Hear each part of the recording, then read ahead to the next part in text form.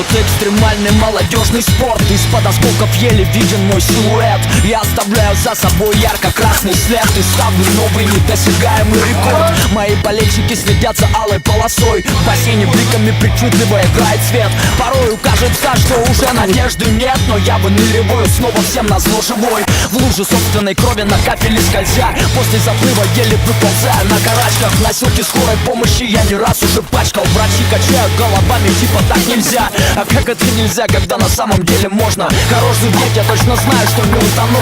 Смотрите все, я сейчас еще раз сигану. Такой вот экстремальный спорт молодежный. Ну